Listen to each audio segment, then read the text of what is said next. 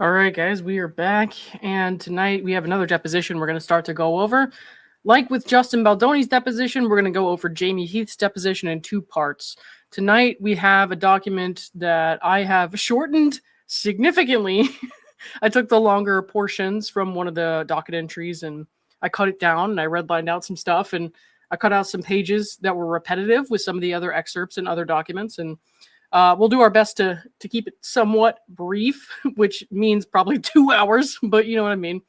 If you're watching this video on replay and you don't want to listen to me talk a whole lot, leave now. Just kidding, kind of. Please don't leave me. But actually, I will do kind of a version of these videos that are like 5 things that stood out from whoever's deposition with all of these depositions. But I want to go through all of them in full. And I would like to show like some of the points to you guys. So we'll go through that tonight. It's going to be a little more long-winded, so you know what to expect. If you want to skip my announcements, maybe skip a minute or two ahead into this video if you're watching it tomorrow or after this thing is over. So first, I want to say I have a lot of stuff going on around me. You guys know Christmas was yesterday, so I have another monitor set up here.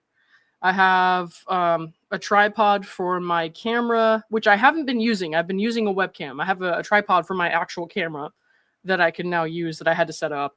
I have, what else? A standing desk thing that I can use for my monitor, my main monitor, so that I'm not wobbling the screen.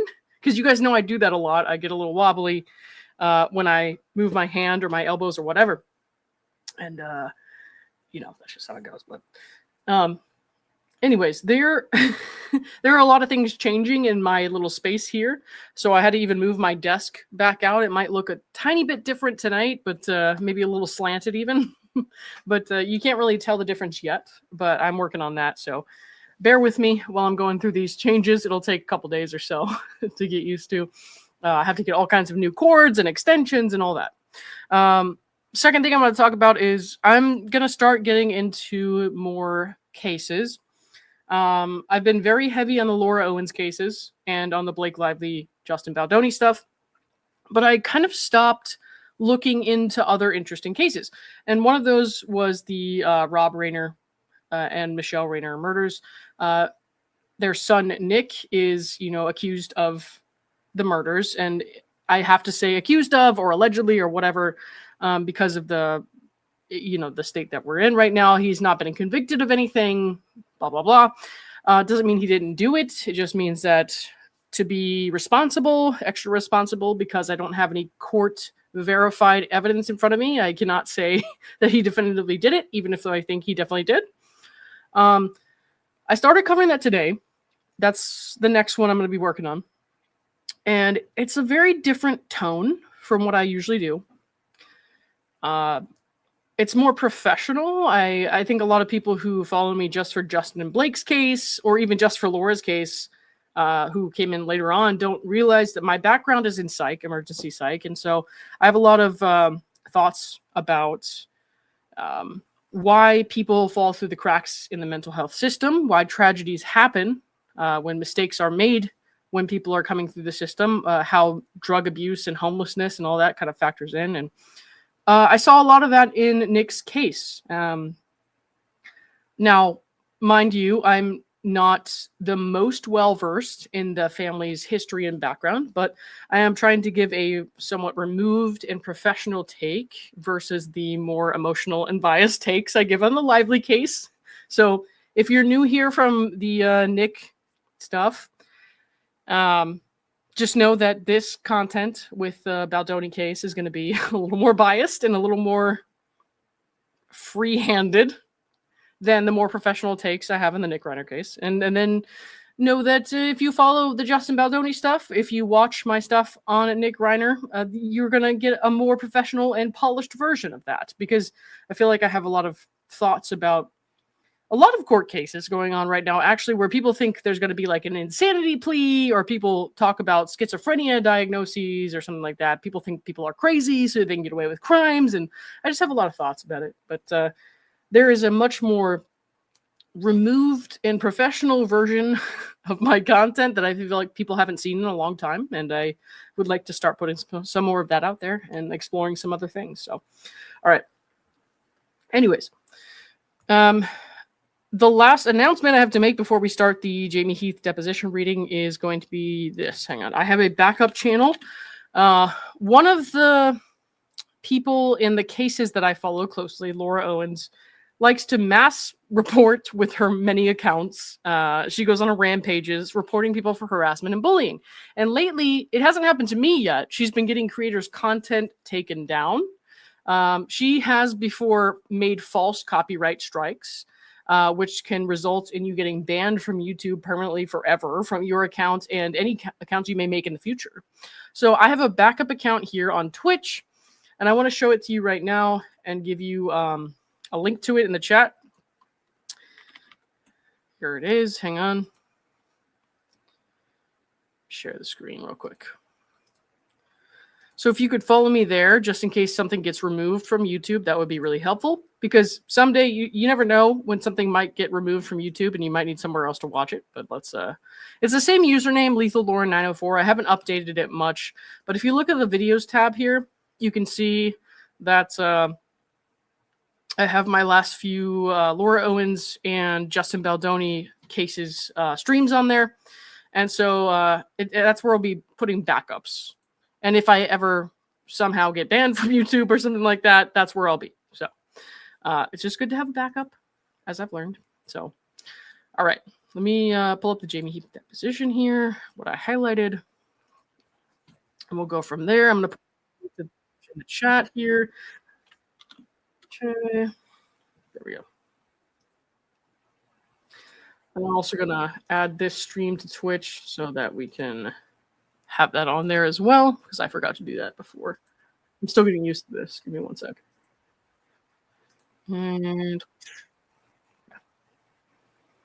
here we go. All right, cool.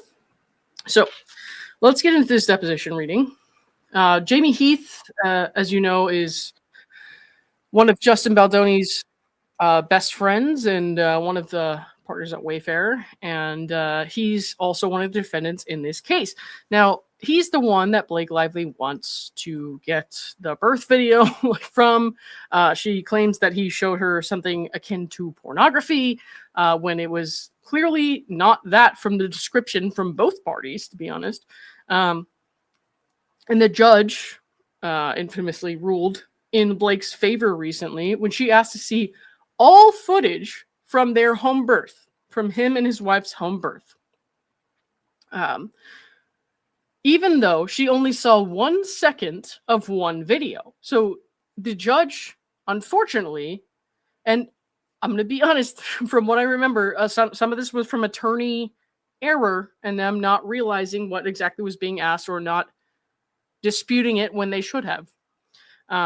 The judge infamously ruled in her favor, saying she could have all the footage from all aspects of that birth, which is so intrusive and gross, especially to Natasha Heath, Jamey's wife, who, you know, is not a party to this case and should not have her privacy violated in that way.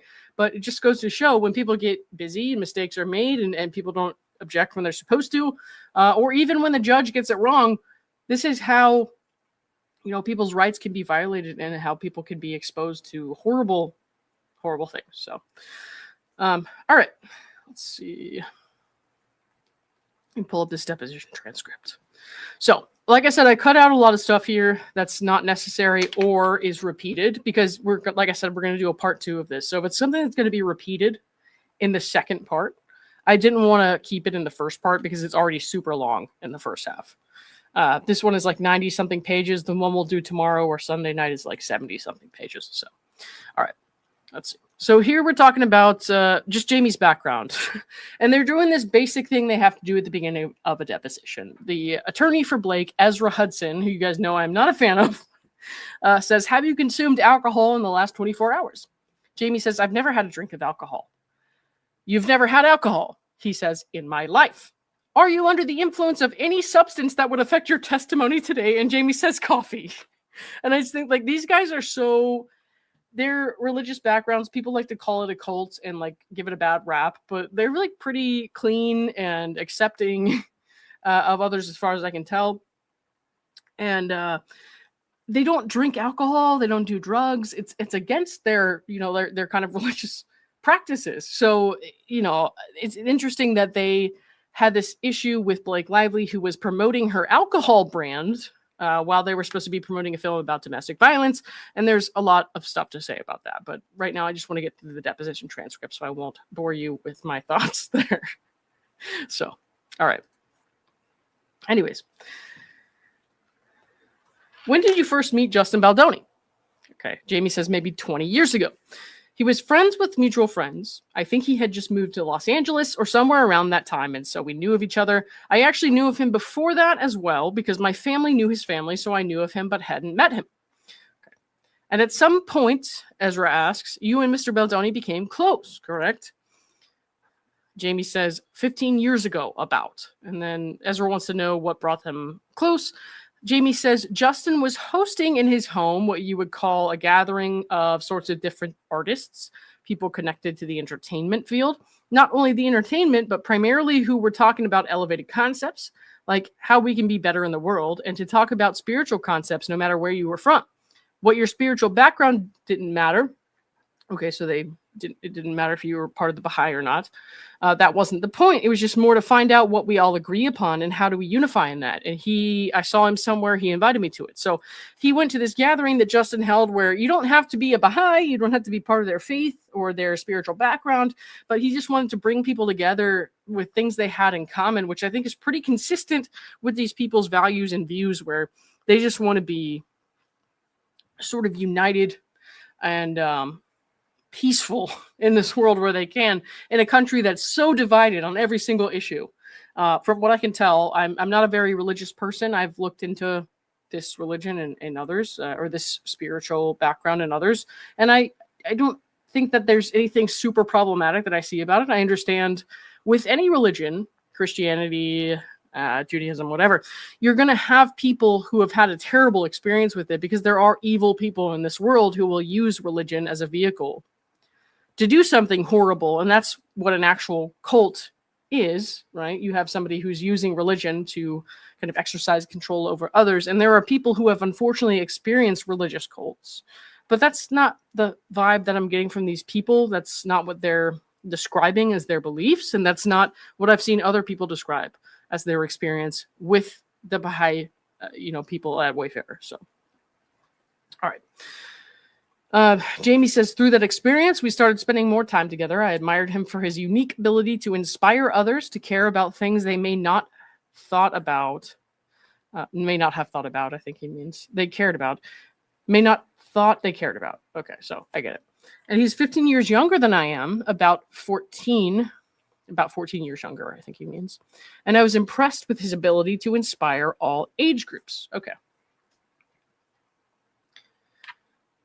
Miss Hudson says, and so over the course of time, he became not just a close friend, but one of your best friends, right? Jamey says, one of my best friends, for sure. Okay, one sec.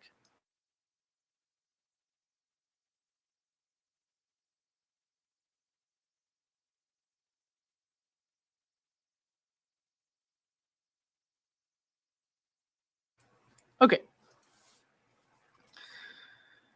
So when you were hired, what position were you hired into? Jamey says, as I stated, there wasn't a particular position. In the creative world, it's just more come and bring your creativity, your observation, your consultation, and kind of see what that might look like. So he's saying, like, if you're a creative, you just kind of come in and see where you fit. Ezra says, at some point you became president, though, right? Jamey says there was a few titles before that, but yes. Okay. What was your next position? So they're describing what happened here. They're describing what happened before he became president, which isn't super necessary right now. And then they're talking about when he became president. Okay. Right. I have to make sure that, because sometimes they cut off the conversation, so I have to keep looking at the page numbers. That's why I keep scrolling. All right. How long did you hold that position of president? Until almost 2 years ago, or maybe a year and 8 months, when we brought on Tara Hanks. We gave her the title of president, and I became COO or CEO. So to be clear, At all times, I was, with both titles, essentially the head of the company in that regard. They are just titles. All of these titles and ridiculous to me anyways. So he wasn't really thinking too much about that. All right. Well, what do you mean by head of the company? Jamey says, I just mean the person that ultimately signs off on daily operations would be one of them. Our deals and most of our creative. Okay. Of course, I'm not meaning to omit the chairman, but their job is different or their role is different. Okay.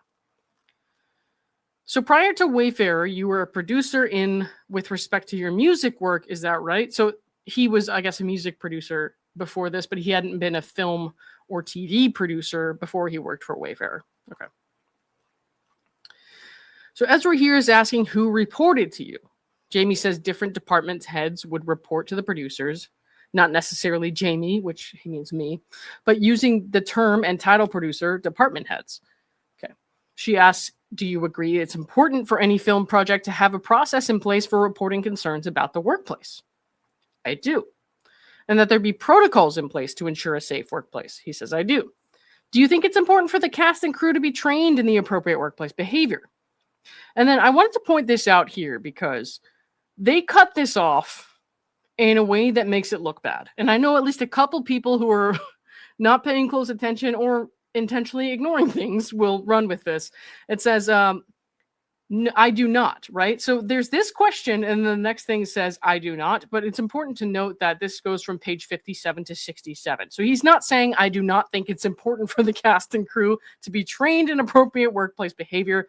This was cut off, and this is an entirely different answer to an entirely different question. Like I said, I know some people will run with that, but it's incorrect and intentionally obtuse, in my opinion. So, all right. By Miss Hudson. In your entire life, you've recorded 3 or 4 phone calls. Jamey says, correct. And when were those phone calls recorded? So they're talking about phone calls because Justin and Jamey apparently recorded a number of phone calls with different people who worked with them. Here's the issue with the phone calls. So we have Blake Lively using a recording from Claire Ayub with a conversation she had with Steve Sarowitz in her case, to try to prove that there was some sort of retaliation. But we also have apparently Jamey and Justin who have recorded evidence on their phones, like their phone calls against Stephanie Jones, Blake Lively, etc., that she doesn't want them to use. So they're going to try to figure out if these things were illegally recorded so they can try to exclude them. If they were illegally recorded, they can try to say, hey, Justin and Jamey can't use this as evidence. And the same will apply to the other side. So before trial, there's something called a motion in limine where people can try to exclude certain evidence, certain witnesses based on, whatever they want to argue. But what happens with the recordings and with the Van Zandt stuff, that's probably going to be addressed at that point. So we're looking at months from now. It's something that can become an issue in the future, but when it comes to illegal recordings, if you want to try to exclude something on the basis that it was obtained in an improper way, my question, because I'm not a lawyer, is, was it actually improper? Because personally, there are rules in place in a lot of states that say both parties have to consent to a recording or you can't record. But even in those states, because some states have other rules about, only one person needs to know the recording is taking place and you don't have to get permission. But even in the cases where both parties have to consent, there are different rules for business than there are for personal conversations. So because a lot of this happened in business contexts, I don't know what is and is not going to be considered appropriate to be used as evidence in trial. So they're trying to establish here that Jamey recorded people in a state, California, which is a 2-party consent state, right? I believe it is. Hang on, let me double check that real quick.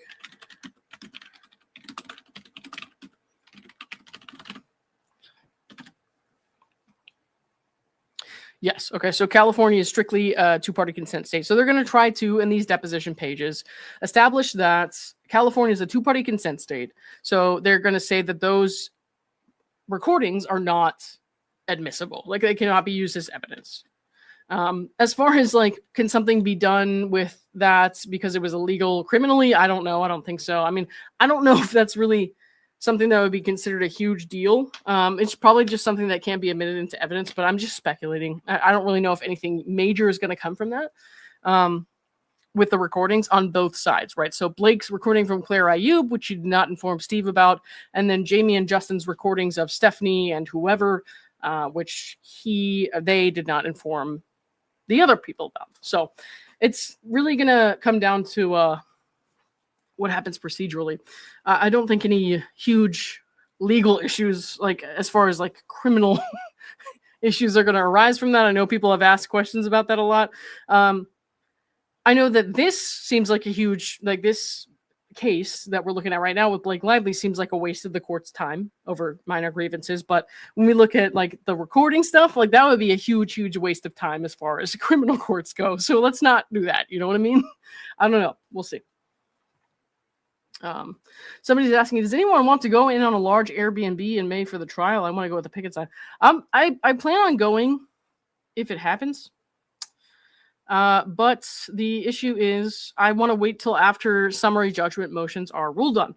So this hearing next month, the oral arguments on the summary judgment, the motion for judgment on the pleadings, and the sanctions motion, or not the sanctions motion, the spoliation sanctions motion specifically, it's supposed to happen on the 22nd. So if that's open to the public, it's something that's supposed to be happening in person. I'm going to go to that. New York is a quick flight away, and that's something that I definitely want to see. I think it'd be a cool thing to experience in person and be able to report on.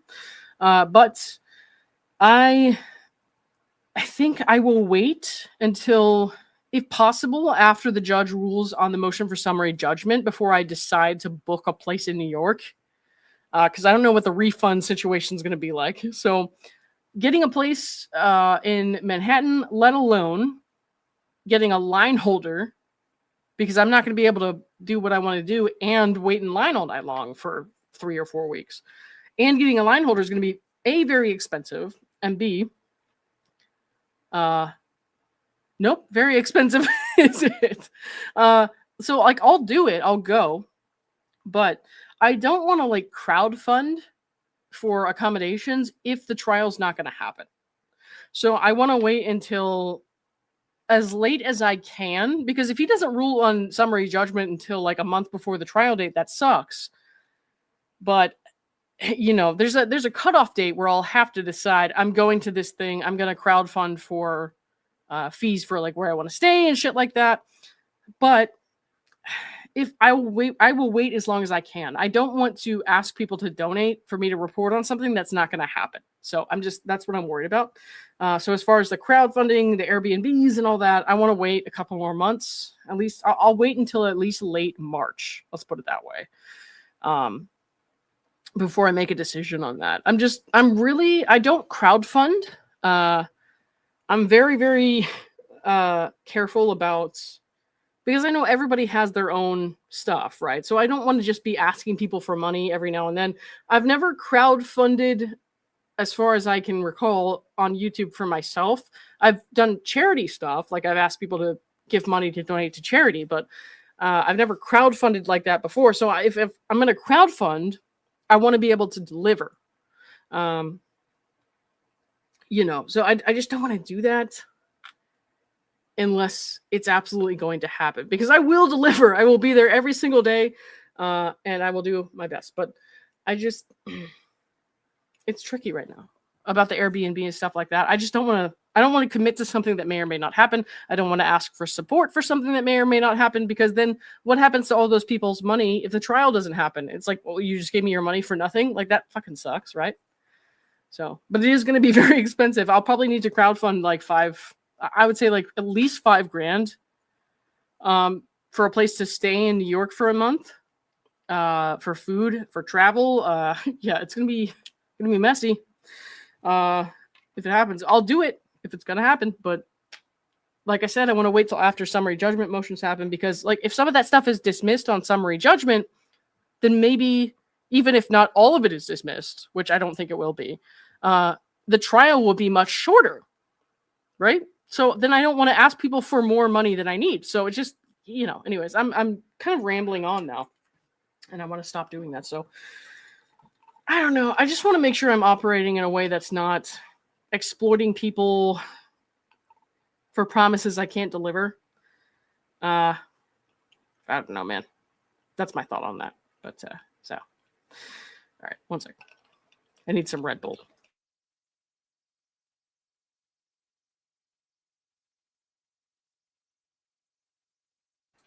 Okay. All right. So we're talking about the recorded phone calls, and I want to kind of skim over that. So they're saying they recorded these calls basically without telling people. Jamey says, because I wanted to have documented where she was or her state of mind was, and I didn't allow her to know. Ezra says, you didn't allow her to know. Jamey says, I didn't deliberately think I didn't want her to know. I just didn't announce it. Okay. Were you planning to use it against her in some way? Jamey says, no. And you said you couldn't remember if there was a third person listening. Jamey says, I don't recall, but if there was, I'm not saying there wasn't, I just don't recall. And a lot of Jamey's answers throughout this deposition were basically, I don't recall. He was very, very careful not to answer questions he didn't absolutely know the answer to. And a lot of these questions are pertaining to information or events that happened 2+ years ago. So we have to remember that also. All right. Where were you located when that call was recorded? And so this is where I'm telling you they're asking for the location because they're going to try to say certain recordings cannot be used or were illegal somehow. So we can skim over that. None of this is super important and beyond that information. All right. So they're asking why he recorded phone calls. We were at a point where we were discussing and being told that we were not allowed to either go to the premiere or if there was, what that would look like separately. We were trying to navigate through all of that, and all that led up to that. And I did not know who to trust at this point, and I was concerned. Ezra says, what was the point of recording the call? Didn't you just fucking ask that? I mean, yeah, why did you record the call? And then he answered the question, and then she says, what's the point of recording the call? He says, so I could listen, reflect back to it possibly. A lot is said, and I wanted to have some sort of memory of it to document it. No. To give a little bit of insight into what happens in some people's brains, I can't speak for Jamey Heath, but I will say this. I personally, as somebody with some neurodivergence, I have some struggles with remembering things, remembering details, even if I'm listening very intently in the moment, and I can be doing my best, I can be taking my little meds and doing my best, I'm still going to forget stuff because I have issues like with remembering stuff like that. And I think normal people probably do too, but I don't know because I'm not one. So I'm assuming that it's kind of logical to record something like that when you're in a position where you're thinking, I'm going to have to remember this stuff later on. I'm going to want to reflect on this stuff. I don't want to start a problem where there isn't one. So I want to be able to listen to it back and think about it because some of us really need to do that. And I don't know much about Jamey Heath compared to Justin Baldoni. I know that Justin is very public and expressive about his struggles with ADHD. He's talked about his neurodivergence. I don't know about Jamey, but I can speak to, on some level, it's very difficult to, especially if you're like more of a visual learner, or if you're somebody who doesn't learn just strictly by listening to audio or whatever. It's very difficult to remember everything that you need to remember, no matter how important it may be, on a very long extended phone call. So I do agree that that could be helpful. Now, from a very objective standpoint, and you guys know I'm biased. I'm open about that. I'm very biased towards the Wayfarer parties, but from a very objective standpoint, I can understand why somebody in a different scenario where it's just like this in the recording might feel violated. I can understand why somebody might feel violated by that. They'd be like, I didn't agree to let you record my words and have them played back time and time again. So it's a little bit of a conflict there. I feel a little bit conflicted about that.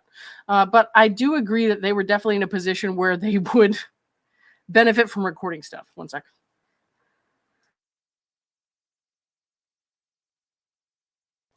Whew, sorry, I had to sneeze. But, I do agree they would have benefited from a recording. They were working with people who were untrustworthy, who were, per their thoughts and opinions, working against them. And I think in retrospect, that definitely was the right choice. Oh no. Sorry, there's a lot of dust around here because I'm moving stuff around and it's making me sneeze. But I agree that having your recording would be beneficial. And if you're working with people who are doing something nefarious to where you know they're going to act a different way when they know they're being recorded, I understand the temptation and the benefit of recording them. So I'm like having a very hard time judging them in that regard. So Jamey and Justin both did that, recorded calls without telling people they were doing it. And then so did Claire Ayub. So again, I want to go back to that. Claire Ayub recorded Steve Sarowitz without his knowledge. So the difference being, Justin and Jamey never released those recordings and used them to accuse anyone of wrongdoing, even though they have their claims against Blake and their defenses against Blake.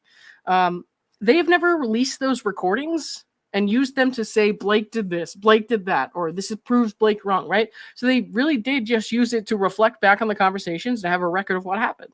Whereas Claire Ayub took the recording she had of Steve Sarowitz, gave it to Blake Lively unprompted for no discernible reason. And that recording is very telling if you listen to it, by the way, because she does nothing to tell Justin Baldoni she had to tell Steve Sarowitz she had any issues with Justin Baldoni, and basically nods along with him while Steve is talking about how wonderful Justin is. It's a little bit different because Claire gave that recording to Blake to be used for nefarious purposes against the Wayfair parties in her lawsuit. She did that unprompted. She did not have to do that. There was no subpoena. It was produced in evidence by Blake Lively. She did not have to produce that recording. She went into that call with an agenda, and she succeeded, unfortunately, to some extent, right?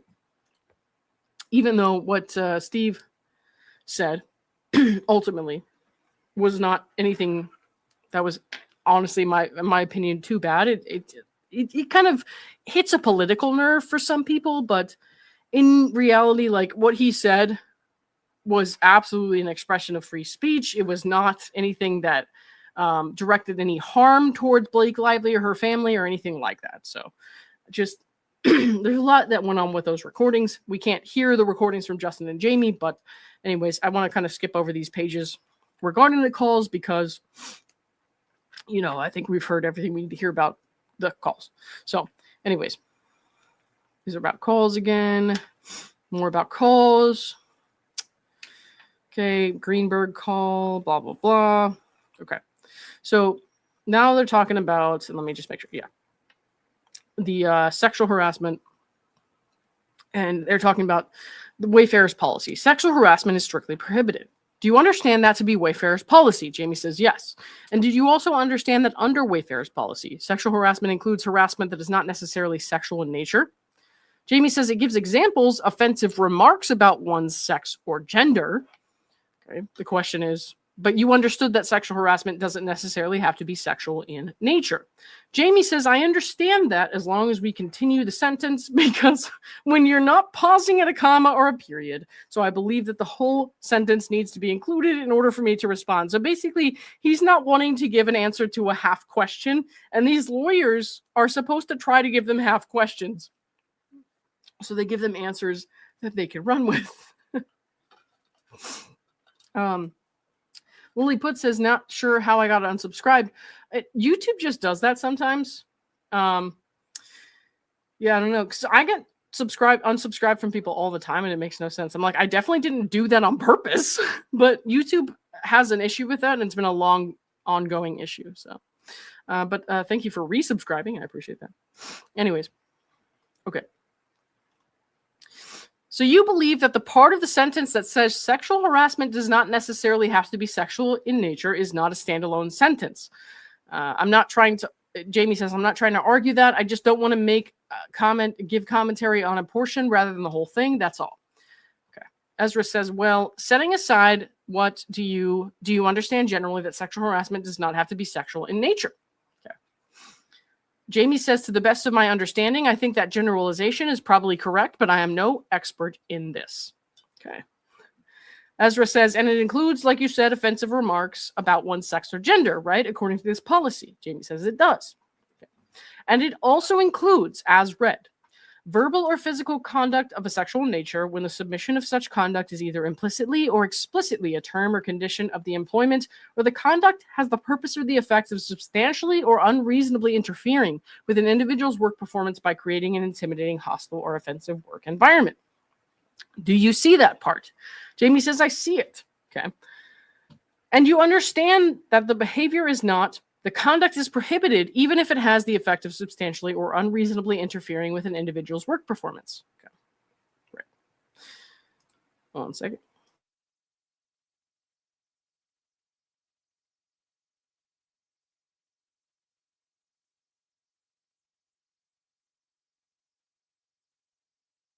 All right. Trolls trying so hard to distract my girl, Lauren. What trolls, dude? I don't see any trolls. So, all right. Anyways. Okay. So he's basically saying, I see what it says there. I see what it says there. So he's saying, he's not necessarily agreeing or saying that he interprets the policy as the way that Ezra Hudson does, but he sees it there. And she's continuously asking him, you understand that? He says, I understand the general understanding of it. And that's where this conversation gets really frustrating, right? Because Ezra and Jamey go back and forth a couple times during this deposition where she's like, you understand that's what this says, right? And he's like, well, I understand that's what you understand it. Basically, you understand it to be, right? I see it. I don't necessarily understand it the way you understand it. And it's really funny. But anyways, I cut out some of that because it was just like too much bickering back and forth. Okay. I understand that any things in this nature are prohibited. Okay. Okay. And I'm not going to read through too much more of this. Like I said, it's just semantics. They go back and forth. He's like, I'm not going to say something that I shouldn't say just because you're framing it in a certain way, basically. And she's getting pissed off. All right. Okay. And then Ezra says, depending on the circumstances, the behaviors can include sexual jokes and innuendo. Jamey says, I can see that. Right. Ezra says, you can see that, and do you understand that sexual harassment can include sexual jokes and innuendo? Jamey says, I understand that it's there. Yes. Well, I'm not asking if you can read it. I'm asking if you understand it. He says, sure, I understand that it's there. I do. Ezra says, I'm not asking if you understand that it's there. If you understand the language that's being used here. Jamey says, my answer is, I understand that it's there. That's all I can give you. Look, some of his answers are, again, trying hard to be objective. Some of his answers are like, okay, obviously you can understand that, but he's saying he's just not giving her anything. And I don't feel bad for her. I don't fault him for it. I'm like, well, she's obviously somebody who takes things, and I know from personal experience, she takes things and she twists them into things that are untrue and dishonest. She did the same thing to me when she signed off on a subpoena for my bank account information for her client, Blake Lively. So I know that she's somebody who twists things, and I understand that Jamey had to answer questions the way that he had to answer them. I'm just saying sometimes when you're reading them and you're trying to understand what's going on, especially because, guys, I cut some stuff out that was repetitive. It gets exhausting. I'm just going like, my God, I can't imagine sitting for one of these depositions where she was asking the questions. I would be so pissed and annoyed, especially because he had to do this 2 days in a row. So, yeah. And these aren't even the full deposition transcripts. It's just what we have publicly available. All right. So, okay. So that's all you can do. You can't say whether you understand that sexual jokes and innuendo can be harassment according to your policy. Jamey says, I understand it says that. Do you understand what those words mean? I do. Okay. And it also says that sexual harassment may include verbal abuse of a sexual nature. Do you understand that? He says, I do. And then it also may include commentary about an individual's body or sexual prowess. Do you understand that those things can also be sexual harassment? Jamey says, I understand that it is written here and it says that. Yes, I do. So these things are all stuff they're going to try to use to highlight that there was some sort of abusive set. The thing is, Blake Lively's claims are about Blake Lively. So Blake Lively asking for hundreds of millions of dollars from a federal judge, a federal court. She's going to go in front of a jury and ask for them to rule in her favor for hundreds of millions of dollars when she's already an extremely rich and privileged person who appears to have suffered from things that were her discomfort and perception of what somebody else said that she didn't like, having to work with someone she didn't like, having to deal with somebody saying something she didn't like, things that normal, everyday, hardworking Americans deal with every single day. She's going to ask a jury and a judge to rule in her favor for hundreds of millions of dollars. And we're looking at this language here and the things that he's answering to, and it's like, that's clearly not what happened. So they're going to try to frame things in these ways, the ways that we're seeing them ask these questions. So like, they're going to try to frame things as if, oh, no, not the sneeze again. Hang on.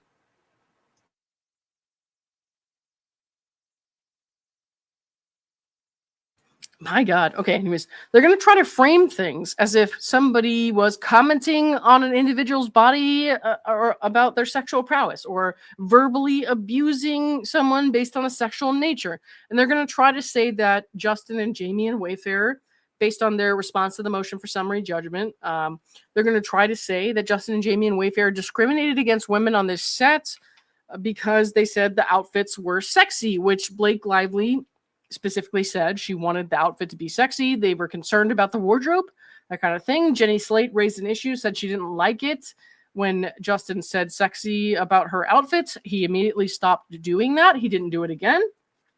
So they're going to try to frame these questions as like, you admitted that you think these things are problematic, but you let it happen on your set anyways. And the thing is, like, this does not meet the threshold for workplace sexual harassment from a legal standard, or even from a regular everyday American standard.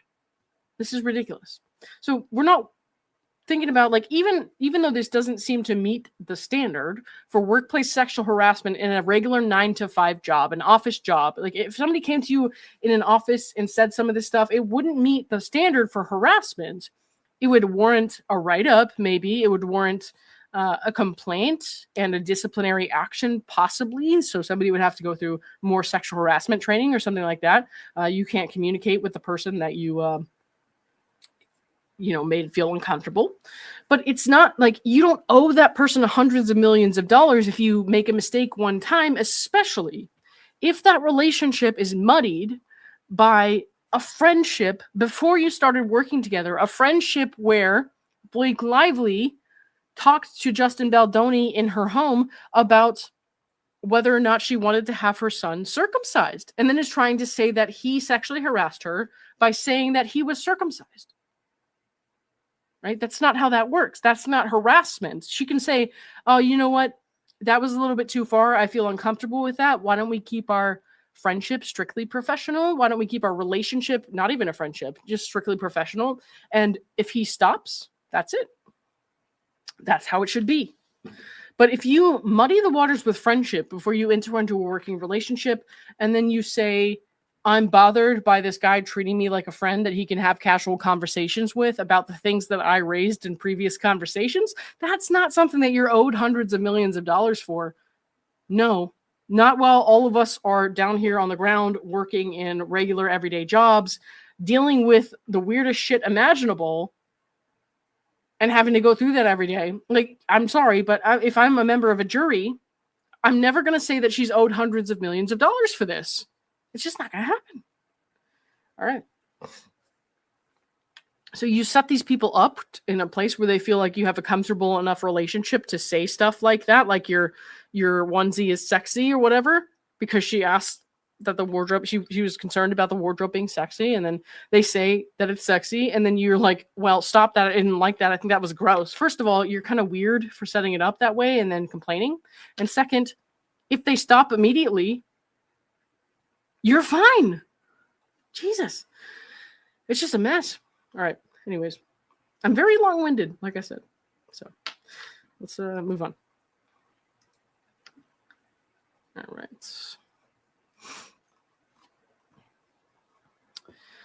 So he's basically kind of dodging saying that this is sexual harassment because it's like, obviously it's not. But Ezra is trying to steer him in the direction of saying, based on this question and answer here, that this is something that may be sexually harassing based on the Wayfarer policy. Jamey is saying that's a different characterization. May versus R are very different for me, which is fair enough. All right.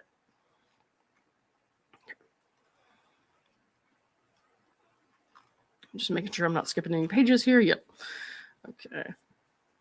So they get into some back and forth here where she's saying, like, I didn't ask you that. And he answers a question. She's like, that's not what I asked. So it starts to get really frustrating again.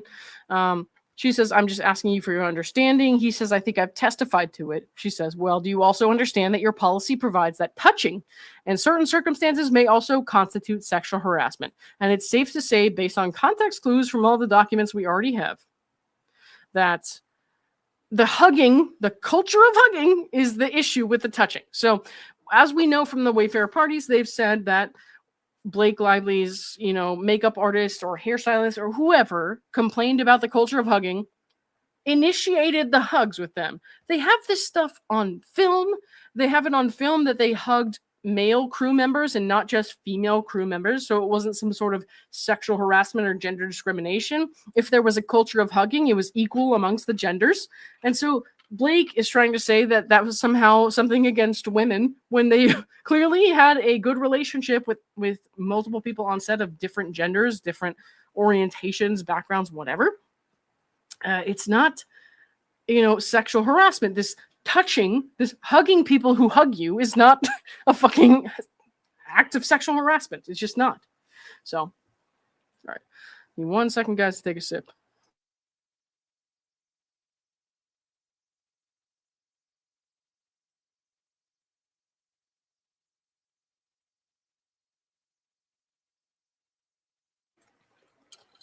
I need my Red Bull, man. Oh, I'm glad it's Friday night. Okay. Anyways, let's keep moving here. So we're going to skim over this because it's asking more of the same, really. But I do want to point out here first, well, do you also understanding that your policy provides that touching in certain circumstances may also constitute sexual harassment? And then Jamey's like, he seems to always be like this, but he's still like this in this deposition when things are frustrating and combative. And he says, I think, again, I'm not trying to be combative with you. You are a lawyer and you are really brilliant. And I've seen your work and I'm not. So I want to be careful that what I'm testifying to is accurate and not. So I see that. But I also think the context when you say touching, I think that depends on what kind of touching. Oh, whoops, sorry. I hit a button. But anyways, he's like very polite and kind, even in this combative situation where this lawyer's like coming at him, trying to get him to say things wrong. And it's just so sad.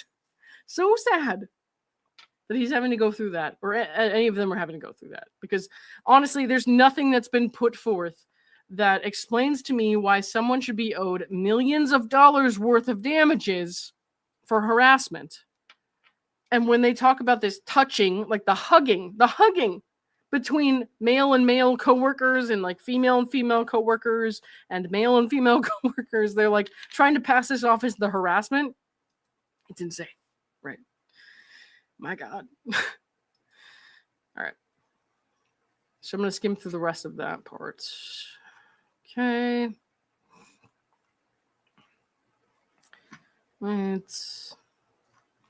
Did you understand in your management role you had an obligation to report to human resources anytime you became aware of conduct that fell within this policy? Jamey says, if I became aware of conduct that fell within this policy, I see that I am obligated to report that. Okay. Fair enough. If I became aware of it. Right. Okay. Right. Then she's passing off a section about investigation. She's talking about their policy on investigation. Did you understand that was Wayfarer's policy? He says, I do. It also says at the end, if misconduct is found, Wayfarer Studios shall take prompt corrective action as appropriate. Corrective action might include termination from employment. Did you understand that to be the Wayfair policy with respect to investigation? Jamey says, I do. Okay, you understand it now, and you've always understood that. There's an objection. Is that right? Jamey says, correct. Okay. And you've actually been involved with investigations of workplace matters in your role at Wayfair. He says, I believe so. So here they're mentioning an issue, I believe it was with somebody who was trying to get hired. Hang on. Talking more about the policy, blah, blah, blah. And I think they're going to bring up this issue later on, so I won't get too much into that here. But there was an HR complaint, or a complaint of an HR nature, that was filed by somebody who was trying to get a position with Wayfair for this movie. And then that person filed a complaint when they were not hired. That was handled, and it had nothing to do with sexual harassment or anything of that sort. But it was something that they had to deal with. So they do try to bring that up here. And it'll come back up later on, so I'm not going to get too much into that right now. But I want to just point that out. So, okay. Who is Alex Sachs? Jamey says she was our lead producer on It Ends With Us. And we all know now that Alex Sachs is the person who was Blake Lively's kind of new front man for, like, this person was harassed. So there was no sexual harassment against Alex Sachs or any allegations of such, but they're now trying to claim gender discrimination, sexual harassment or something based on gender discrimination, basically saying that Alex Sachs was denied opportunities because of her gender, which is ridiculous when you look at how men and women are treated on that set equally. But also, she wanted to be the main producer, the only producer, or whatever, the main producer. But Jamey was. So Jamey was kind of put in charge from a producer standpoint. And I don't understand a whole lot about different types of producers on set. So I will just be honest about that. There are going to be things that I miss as far as the details, the fine details of these things. But she didn't want Jamey Heath around. She wanted to be in charge as far as the producers go. So she said in her deposition, which we went over in full recently, at least the parts of the deposition that are publicly available, we went over that in full. But she said in her deposition, basically that she didn't feel like Jamey was needed. She was like, I can handle this without him. So it didn't make sense that he was on the set. You know? So she's trying to say, basically, we didn't need him. I could have done it without him. So it was a problem that they had him in charge because that was problematic because I'm a woman and he's a man and they had someone in charge of me. And yeah, that's why. But the thing is, this is Wayfair's project. This is Wayfair's decision. If they want to have Jamey Heath, a male, be one of the producers, they're allowed to do that. And so Alex Sachs tried to pass that off as, well, you know, we didn't need Jamey. Some people were upset by him. They didn't like him. So them not letting me be in charge and kicking him out is just because I'm a woman. And Blake Lively somehow wants to use that as evidence that she was sexually harassed, which is interesting. So Ariana Boykin, thank you for the $5 super chat. I can't wait for BL to explain her flirty text to a jury, never with teeth, and Jenny to explain why she took $15K to move from people who harassed her, right? So they're claiming that they harassed her, but these women, Alex Sachs, Jenny Slate, Blake Lively, are saying they're harassed. And Jenny, you know, took extra money from Jamey to get new housing because she felt unsafe in her current housing arrangement as a new mother with a child. And Jamey said he valued something along the lines of he valued the sanctity of motherhood. And so they gave her extra money out of their budget, out of the kindness of their hearts, to let her get a safer place for her and her child. And then she complained that that was somehow sexism because they considered her role as a mother in giving her extra money. Like, they shouldn't have given me extra money because I'm a mother. So then what would have happened? You would have had to stay in the place you felt unsafe in. So how is that discrimination? If anything, you got special privileges for being a woman and a mother in that circumstance, but it is what it is. So I see the Spotlight Shift is here. I want to hopefully get on a video with Spotlight Shift soon. Don't forget to email me whenever you're free. We can do something together. Mods, make sure you give Spotlight Shift my YouTube email here. The person they didn't need was her, especially after Todd Black hired. Yeah, and I would love to get Spotlight Shift on here to give more perspective on that. So, because I'm sure she could do a better job than I am right now. But anyways. So, Miss Sachs and her whole grievance is as ridiculous as Jenny Slate and her whole grievance with Jamey Heath. So, all right. But they do want to point out here, did you have a conversation with Miss Sachs about Sony taking the lead on workplace hotlines and emails for the production of It Ends With Us? So they're talking about like HR stuff, hotlines, as far as that goes. They're asking about specific messages. Jamie says, I don't remember this conversation. Looks like it was before production. This is like 2-3 years ago. So how would you remember everything about that? You know what I mean? All right.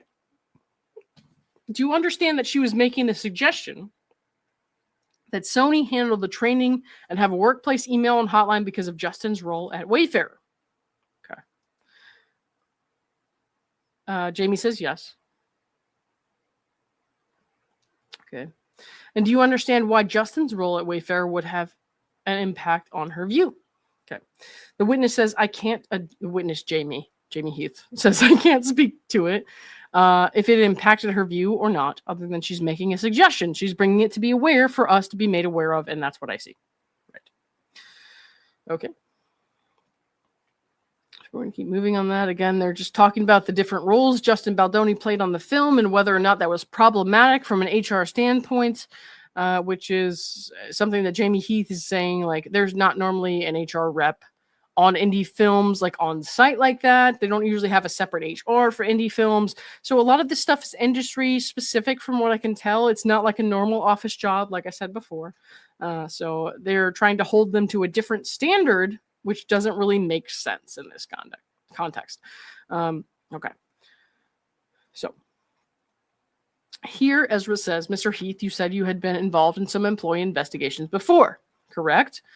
Jamie says, I believe I have. You were also involved specifically in investigations having to do with It Ends With Us. There was one. And again, that is regarding that one complaint from the person who wasn't hired.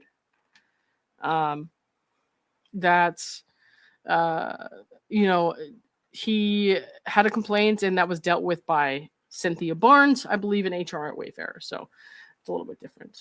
Somebody says they're all going to be a laughingstock at trial when they're 40 text messages. Yeah, true. Somebody says, can they donate $15,000 for a place for Lauren's safety during trial? Dude, I hope I don't get stabbed by a crazy Blake Lively person, but honestly, I'm going to live my life. So it is what it is.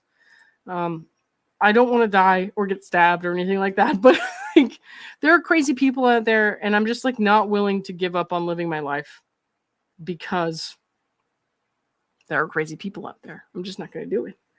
So I hope that I can get a place to stay that's safe.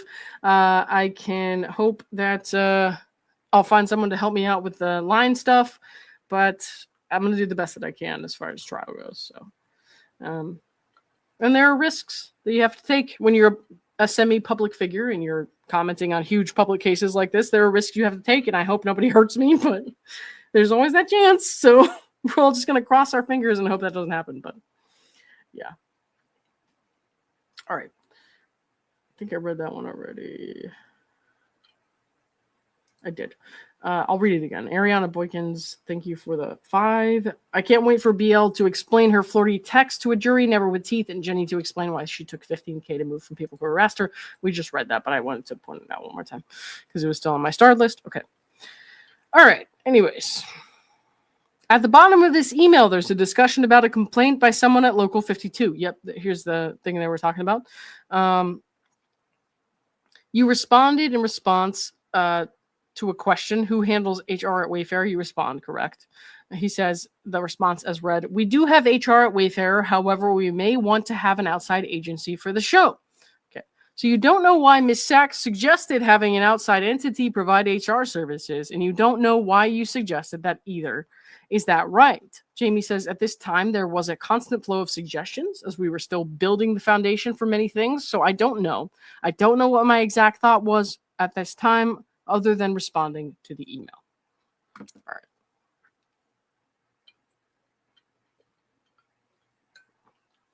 Okay. So you have no idea why you might have suggested an outside agency. This is over 2 years ago. I do not recall my feeling at the time. So they're asking about this debate still about the HR and who's handling the HR. He's like, this was years ago. What do you want me to say? Okay.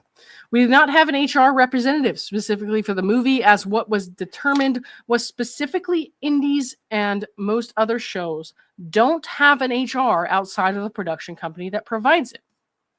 Okay. And then it kind of, I cut ahead here. So they're still talking about the HR departments. Normally on indies, there are no HR departments, so who should I send? Okay. So that's somebody who is responding to that one complaint from the guy who didn't get hired or the girl who didn't get hired. Okay. This is still in that context. Jamey says, I see she says that, but I'm also saying that any movie I've been involved in and anyone that I know that any other producers have told me they've been involved in or our studio, there is not an HR presence. So there's not a specific HR department on set. There's not a rep on set. That doesn't mean there's nobody who can address your concerns. Everybody who's had experience with movies like this, like Blake Lively, who definitely has, and her husband, who definitely has, knows that you can call SAG, call the Screen Actors Guild and report the issue. Even if they weren't provided with a call sheet every single day with the hotlines to report their issues on the top of the page. And they were. So, all right, let's see, one sec. I'm going to swap this to go over. Okay, got it. Okay, so I was just fixing something up for the end of this. Okay.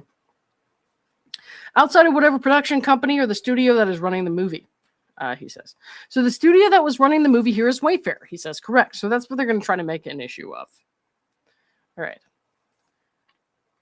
So he's saying his understanding of HR is he deferred to Alex Sachs and Jill Seiko, who, and Andrea also, who, you know, if they had concerns that people would go to them if there were any concerns brought up.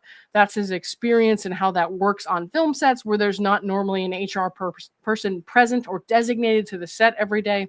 And that's how it is on most movies. Again, a lot of this stuff is industry specific. It's not, we can't treat it like a regular office job. So. All right. Okay, let's see if we need to read this. Yeah, I don't think we do. Okay. Oh, no, I'll read this part. Hang on. Ezra says, was there any other information given to anybody who worked on the ends with us that if they had a human resources concern, they should go to Alex, Jill, or Andrea? Jamey says, from my understanding, the normal protocol that happens at all movies happened on It Ends With Us. So basically nothing unusual happened. Everything that normally happens on film sets occurred here. Ezra says, we'll move to strike this response as non-responsive. So she's saying he didn't answer my question, so we're going to call it non-responsive. Jamey says, okay. Ms. Hudson, Ezra says, can you answer the question I asked? Jamey says, I thought I did. Ezra says, you did not. Okay, so she asked the question again. Was there any information given to anybody who worked on It Ends With Us that if they had a human resources concern, they should go to Alex, Jill, or Andrea? Jamey says, I don't know if there was a specific email that says that. Verbal, email, text message? He says, I don't know. And again, this was years ago. So, okay. I don't think we have too much for this topic that we have to revisit. So I'm going to skim over some of this. Okay. It's your understanding that indie movies have no HR. Okay. So yeah, she says, it's your understanding that indie movies just have no HR. Is that right? He says that they don't have HR departments, that they don't have a representative on set specifically. So he's trying to say the production company has HR, like Wayfarer has an HR department. Cynthia Barnes-Slater heads that department. but they don't have somebody on set every day in an indie film production to deal with it. So, all right. The witness says, Jamey says, sorry, I keep saying the witness. I keep reading it literally. Typically, there are, you go to your supervisors, production supervisor, or the line producer, or the AD. Also on call sheets, there are numbers of hotlines, and also you have your unions, such as SAG, and so on. So Wayfair had a number for a hotline on the call sheets every day for people who worked on the set. So they knew who to call. And they also knew they could call SAG, their union, right? And then Ezra tries to make it sound like, was there actually anyone at the hotline? He says, I believe there was a hotline on all the call sheets. Okay. And then Ezra is trying to say, do you have any recollection of ever authorizing or paying someone to man a hotline? So because Jamey Heath specifically doesn't have any knowledge of them paying someone to man a hotline, that means it didn't happen. No. So the hotline number they actually gave, I'm sure, led to a hotline that actually worked, but they're trying to make it sound like he didn't know what he was talking about, and so therefore the hotline was not real. So, okay. There was some number, I'm not sure if it's called a hotline, but there's some number that was afforded to people to call in case there were safety concerns. Okay. Ezra says safety or human resources concerns. Jamey says, I don't have the language in front of me. I don't know. Right. Okay.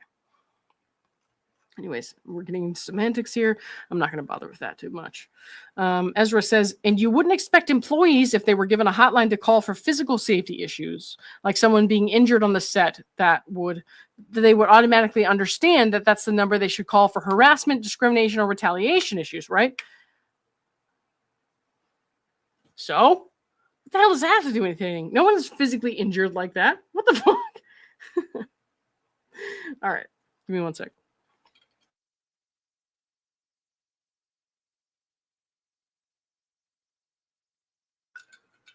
All right. I've been told every actor, Michelle says, I've been told every actor knows to go to SAG, especially with how much their family is in the industry. Oh, yeah, no, I'm sure. Her husband, her mother and father, all of those people knew about that stuff. There's no way she didn't know to go to SAG if she wanted to. Everything she did was totally calculated, in my opinion. So, all right. Anyways, moving on. Let's get down to this stuff. Right. After there was chatter online about It Ends With Us, and she was concerned that chatter might have an impact on her movie, and she didn't want to associate with it. So this is a different conversation they're having. So Jamey said that. And they're talking about Claire Ayub. Claire Ayub, who recorded Steve Sarowitz without his knowledge, handed it over to Blake Lively, who would then use it as evidence in her case, which I expect to be brought up in a motion in limine later on, if this stuff survives summary judgment. But I don't know what's going to happen there. So, all right. Ezra says, did she, Claire, also ask that Mr. Baldoni not come to the set of Empire Waste? Jamey says never once. So they're disputing, saying he was never banned from set as Blake claimed. And there's no evidence that he was ever banned from set. But he was asked not to promote the movie because of what happened with It Ends With Us. So Ezra says that's not true. That's just a lie that Miss Ayub was telling us. Jamey says that is something the first time we ever heard expressed. I don't know the date, but years later. Years. Okay. Jamey says within the last 6 months, years something. She said something to Ashmi in the marketing, Ashmi who works for Wayfair. No, this would have been in September of 24. That's a little over a year ago, a little before the lawsuit came out. She said something that she didn't want Justin to post something, I believe it was. So Claire Ayub, Blake Lively is saying Claire Ayub banned Justin Baldoni from the set. Jamey, Justin, and Wayfair are saying he was never banned from a set. And there's absolutely no proof of that. But when the controversy with It Ends With Us started to come out, then Claire said, I would appreciate it if Justin wasn't part of the promotion or marketing for this movie because of the controversy he's already in. So if anything, that shows damages for Justin, not Blake. But here we are. So, Okay. Jamey says she had conveyed that she didn't want Justin to promote the movie based on what was going on. And in that, she also expressed, which I heard for the first time, or anyone had heard for the first time, where she said something, he was banned from set. Okay. So she had never said this before, but she now said this after everything had already concluded, the production and all that. Okay. But I'm sure if you do more investigation, you'll see there is nothing that leads for you to believe that. I'm helping you with that one. That's awesome. All right. Okay. So I'm going to keep going here. At some point, you all began casting forward-ins with us. Yes, and a key theme for the movie was female empowerment. Jamey agrees. And did you think you would need a strong actress to play the role of Lily Bloom? Of course, Jamey says yes. Okay. And were Sony and Wayfarer hoping to land an A-list actress? Jamey says, I think it's more nuanced than that, but eventually we came to the understanding that that was what we were seeking. Okay. And this is all part of a conversation about how they really wanted Blake and how Blake is so great, right? So it skips ahead to page 160 here, skips over a few pages. It says something about been high maintenance at that time. So they're basically asking, from context clues, they're asking, did you hear something about Blake Lively being high maintenance at that time, and did that affect your opinion of her? Something like that. That's just my speculation based on context clues. So Jamey says no, because the truth is many people are high maintenance. Many people say things about other people, and so it wasn't a cause for concern. But being that you asked me, had I heard anything else, that's what I heard.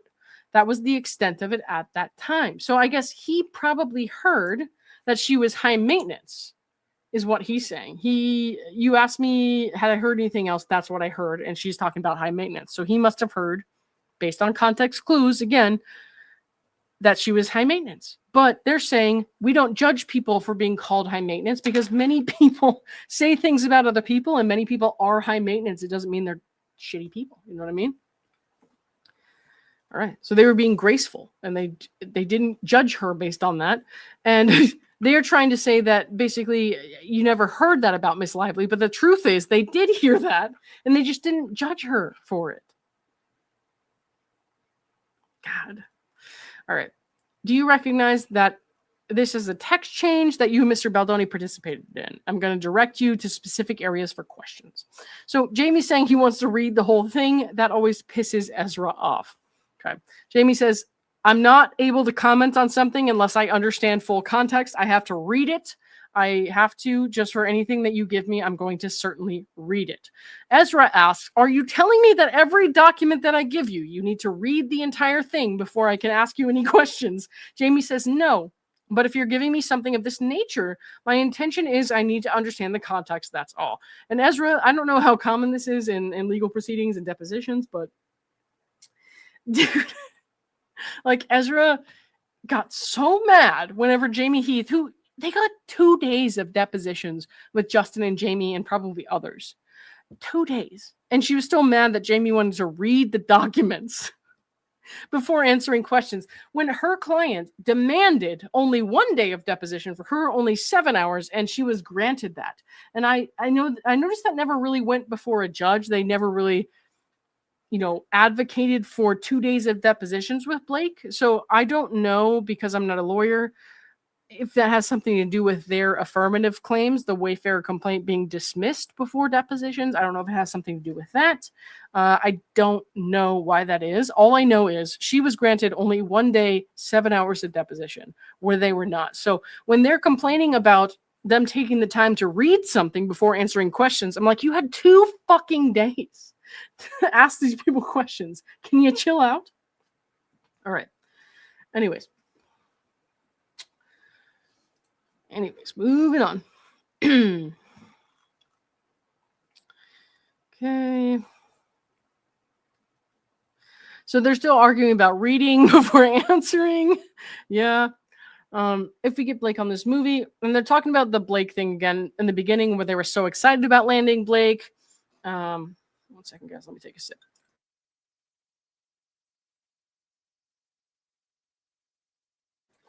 Okay. So they're talking in the beginning about how excited they were about signing Blake on and stuff like that. And that has no bearing on what actually happened. Like, you can have an amazing first impression of somebody or be very hype or psyched about working with somebody, and then later come to find out they're a heinous asshole, right? Like, that's not... First impressions should never be set in stone, right? That goes for all of us, even us little people working with new people, right? So, but they're trying to say basically that they were praising Blake and all that, and that's a big deal, and that's something that they should be held to at the beginning. So she's reading this text message that says, from Jamey, that says, if we get Blake on this movie, holy shit, you would be directing and starring in a movie with one of the biggest female stars. So basically that's a text from Jamey to Justin, and they're praising her, how excited they are to be working with her. And honestly, before Blake Lively brought this lawsuit, I didn't really know about her past indiscretions either. It had a Barbara Streisand effect when she did the whole New York Times CRD thing.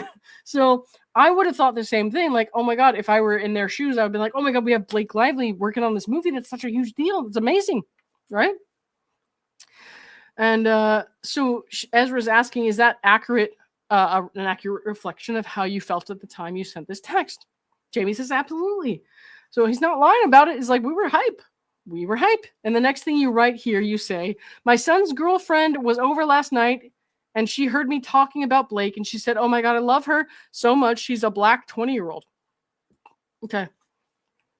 So, and this is not the flex they think it is. So Blake's lawyers, knowing that Blake is getting slammed for a racist past and a racist disposition, is basically pulling this text from a black man who she had not yet abused, saying, my son's girlfriend who is black loves her, because his son's girlfriend doesn't know Blake, has never worked with Blake. And then years later, here we are with this lawsuit where she's forcing his wife to turn over videos of her wide open vagina spitting out a baby, which should never be seen by another person without her permission. Okay. She's saying basically, we praise that person. Black people love her. That's what they're trying to say with this. I'm like, dude, you're abusing this man's black wife, trying to make her show you videos of her birth that you have never seen before just so she can abuse your husband with these false accusations and try to get money from him. It's fucking nuts. It's nuts. So this bit from the deposition, if they put this in front of a jury, oh my God, I love her so much, she's a black 20-year-old.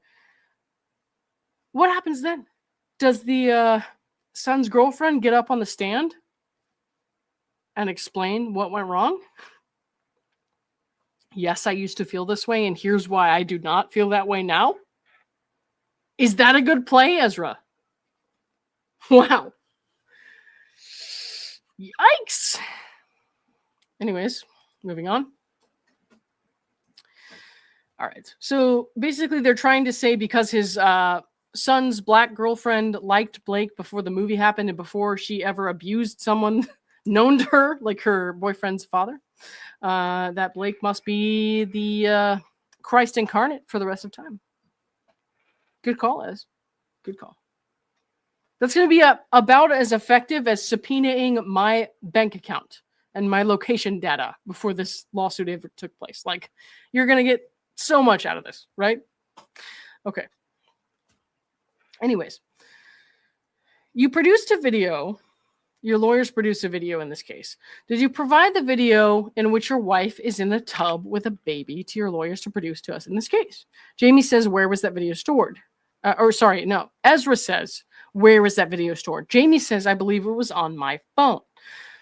Ezra says, did you edit the video at all before giving it to your lawyers? Jamey says, I did not. Ezra says, what in your memory did the video depict? Jamey says, it's our midwife, my sister, my kids, my wife, myself, our newborn baby. I believe we were singing or praying. The baby was crying, and then at some point we were whispering a prayer in the baby's ear. So this beautiful scenario that he's outlining there, that is the vision they had for their movie. And Blake Lively took over the movie. So we know this never happened.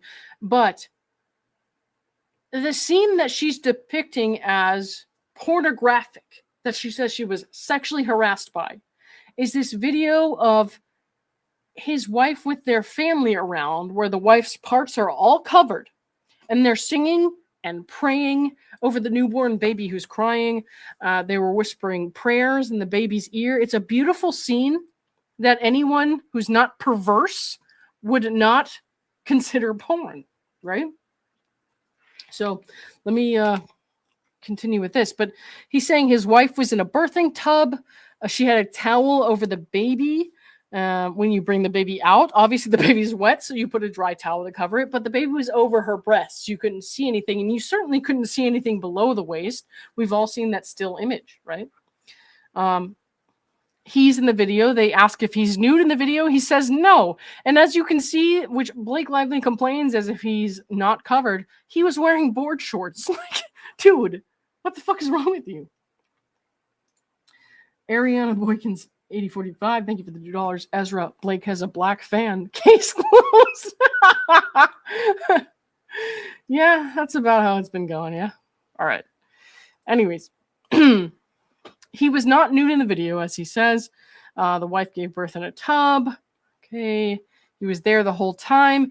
And then they ask who filmed the video. He says it was the daughter, or I think at one point he says the sister-in-law or the sister was filming some of it. Okay. They were filming different stages of the labor and the birth and afterwards. Okay.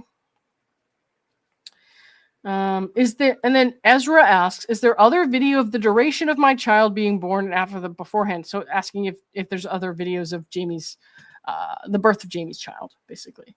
And Jamey's like, what the fuck are you asking me right now? Is there other video? Yes. But Ezra says, what other stages of the delivery are depicted in the video? And then Jamey says the entire birth, but they were separate videos. So there was the video that we've seen a screenshot of that Jamey actually showed her, whether paused or playing for 1 second. 1 second. We don't know. But they were fully covered. Jamey was in board shorts. The wife was fully covered by a towel and a baby. There were no genitals showing or anything of the sort. And she saw a still frame or 1 second of that video. And she's trying to claim she was harassed by that. And her lawyers are now trying to say, based on other filings, not this is just a deposition, but based on her prior filings, which we know they're arguments because they already made them, that maybe this isn't the video Miss Lively remembers seeing. So Miss Lively, because of this deposition where he was honest and said, you know, somebody else took different videos at different parts of the birth, that Miss Lively is now entitled to see their entire home birth, different videos that she's never seen before. She's now entitled to see that. Because she's that fucking broke, apparently. I don't know what her problem is. I've never seen a more broke rich person. Like, what is wrong with you that you have to see somebody's home birth, some non-party who's never bothered you, her home birth? Why are you so desperate to see a woman's wide open vagina giving birth to a baby and you call it pornographic? Why are you so desperate to see it then? You claim you were harassed by it because it's pornographic. Pornographic, right? It's not pornographic to anyone normal and stable. But you claim it was pornographic, yet you need to see more of it. And you're abusing our federal court's resources to do so. So you can what? Based on how you sexualize birth, get your rocks off? Like what? Is she like getting off to this stuff? What is your problem? I'm genuinely asking, are you getting off to this? And is that why you demanded this stuff through the courts? Not only are you getting your superiority complex met, but also your weird desire for birth imaging? Like, what the fuck is wrong with you? God. All right. So he's saying the birth was a couple hours. People took different videos at different times, but the delivery itself was, in fact, filmed. And that's why they used that to go to the judge and say, show us the baby being delivered. Haha. Miss Lively is totally normal and not a freak who gets off on this stuff because we know she cannot stop, literally cannot stop this weird sexualization of birth. All right. This is not the first or only time she's done that. Okay. All right. So they're talking about that scene of the Roots and the video of the wife. He basically says, I only showed that 1 second of the video or the still frame to Blake because I thought she and Justin talked about it. He says, I walked up. I was like, hey, Blake, Justin mentioned you wanted to see this. And then I immediately showed her the screen. Okay. He doesn't recall if it was playing or paused. So if it was paused, it was a still frame. Okay. Do you know what scene was specifically showing what was visible to Miss Lively when you hit play? Oof. I'm getting the hiccups. Well, the first portion of the video, which again, she had only seen maybe a half a second of it, important, is only my wife sitting there, the baby on top, and that's what she would have seen. So she just saw the baby, and she's like, porn, let me see more of it. What a freak. So your testimony is what you showed her was the very beginning of the video. Jamey says, yeah, for sure. Okay. Right. Here is just Ezra getting mad at Jamey for reading documents before answering questions, which I thought was funny.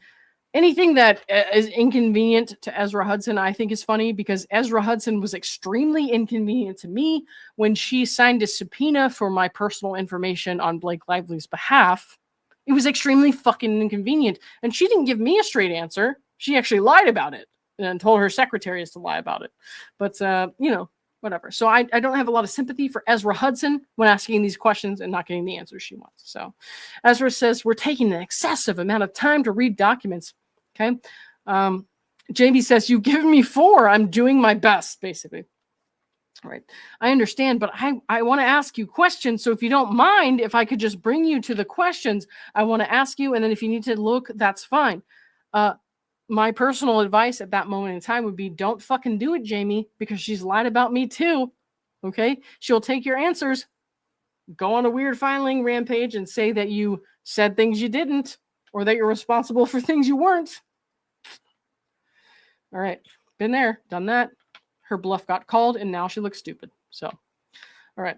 If I could just bring you to the questions I want to ask, and then if you need to look, that's fine. Okay. He agrees to that.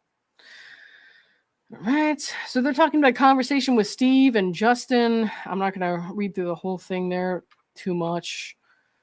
He doesn't recall exactly what was happening in that conversation. They were talking about some ladies on set. Okay. He's like, I don't recall sending it. I don't know what it was about, really. It's been years. So, well, you read the whole thing for context. He says, I did. Maybe Mr. Baldoni's response will help provide you some additional context. Mr. Baldoni says, I shared with him today. He said he should come to sit and remind Blake whose money this is. And I said, that's not the best idea. So Justin is saying in this text message to Jamey that Steve wanted to come to set and remind Blake who was funding this movie and that she's not getting free reign over the thing on her own dime. You know what I mean? Like, she's not getting everything she wants for free. Like, he's having to fund this. And we know a lot of circumstances under which he may have made that comment. So Steve Sarowitz saying that's, remind Blake whose money this is, for it could have been for a lot of reasons. So number one, Blake refused a COVID test. And then she complained about COVID conditions on set. According to legal documents, Blake would not accept Wayfarer bringing a COVID test to her home when she didn't come to work that day. Okay. There was also the wardrobe issue. Blake insisted on her own pieces or certain pieces she wanted going way over the budget. Also, Blake, when she said she was sick, went to a Taylor Swift concert far away. So there are a lot of reasons why Steve might have said, I need to remind Blake whose money she's working with. And it doesn't have to be nefarious, sexually harassing, discriminatory, etc. There were a lot of things that went wrong during this production. She was out of control. They honestly, in my opinion, could have done a better job of kind of keeping things in check, but they were trying to be good people, decent people, but they were working with someone who's not decent. So it didn't work out. All right. So I'm going to skim through this part here. talked about Baldoni, blah, blah, blah. Okay. Yeah, we don't have to read too much of this. I need some water. Give me one second.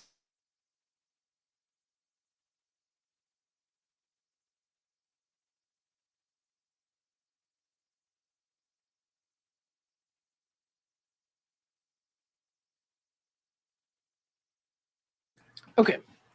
We're getting close, guys. We got 30 pages left, and it's not all straight pages. You know, I'm going to skim like I have been. So, all right.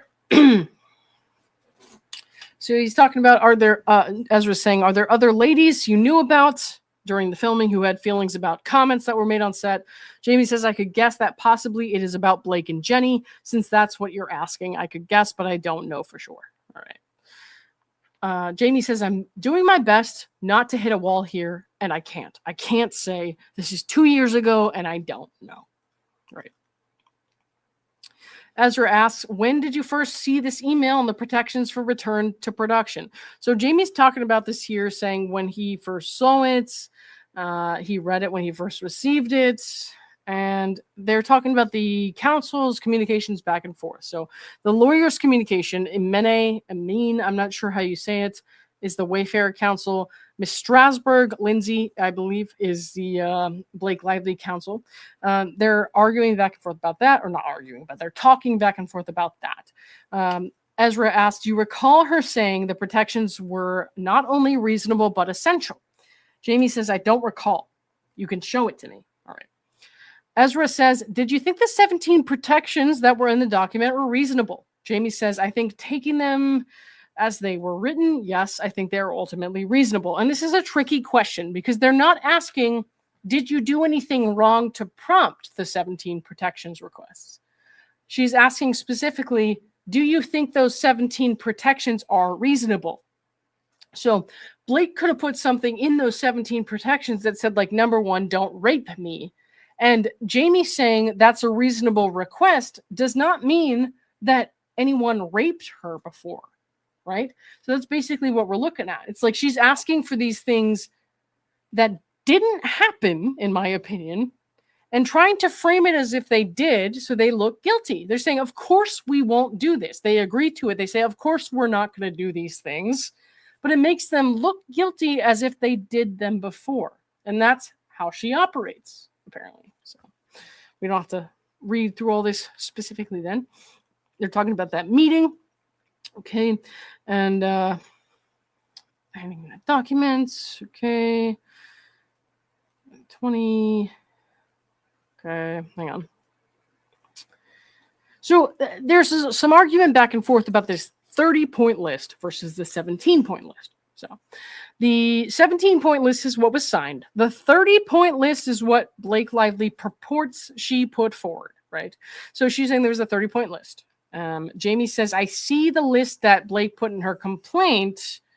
And then he's saying he attended the entire meeting and he read the complaint in full.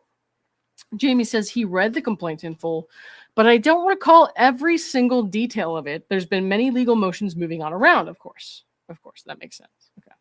Jamie says, I want to be clear. Did she discuss any of the things inferred in these things? Because she did not read this list. So Blake, of course, did not read this 30-point list during that meeting, but she's now trying to pass it off as if she did. Right? She read a few things from her phone, Jamie says. She did not read this list, the 30-point list. So I just want to know what you want me to do because, and then Ezra asks, are you saying Miss Lively read a different list? Jamie says, I'm saying Miss Lively read a few things from her phone, maybe 9 or 10 things that were not phrased in this way at all. Okay. Ezra asks, when you say they were not phrased in this way, what do you mean by that? Jamie says, well, nothing ever said no more. And the way that it's written was not, it wasn't firsthand. It was less. It was not phrased like this. Okay. Jamie says, okay, I don't know how you want me to do this, but like starting with number 1, no more showing nude videos or images of women. Then it says, including producer's wife, which insinuates that there were other ones to Blake or her employees. So yeah, we talked about that video again where she had brought it up. Okay. So we talked about the video. We didn't talk about the details of it. We just brought it up again that the video was shown. Again, I apologize to her, recognizing that she was surprised by it. But this wasn't written, but that topic was. So no more mention of Baldoni or Heath's previous pornography addiction. Jamey says, I don't have a pornography addiction, so certainly she wouldn't have read that, and I don't know what that refers to. So that was not discussed. So Blake is now trying to rewrite history and say that things happen, or she requested things that she didn't actually request, or things that didn't actually take place. So did she talk about Mr. Baldoni's referencing pornography addiction during this meeting? He says, I believe she mentioned something about it. Did she talk about wanting to neither her nor her employees to hear personal experiences of other people's sex lives, including as it relates to spouses or others?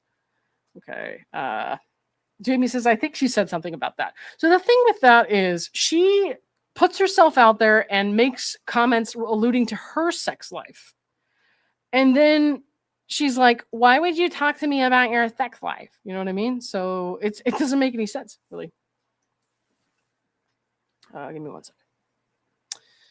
Need some water.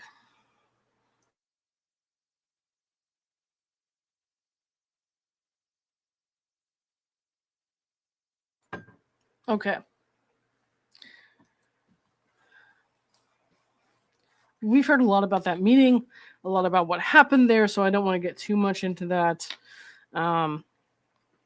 So they ask about, did Blake say she wanted no discussion about her employees of personal times, that physical consent was not given in sexual acts as either the abuser or the abused. And we know either the abuser or the abused was not included when they had that initial conversation. And they tried to pass off Justin's discussion of when he was sexually abused as if he were describing him sexually abusing someone. So that's a fucked up thing to do, but all right. Did she recount a story in which Mr. Baldoni talked about times he engaged in actions with women without consent? Jamey says no.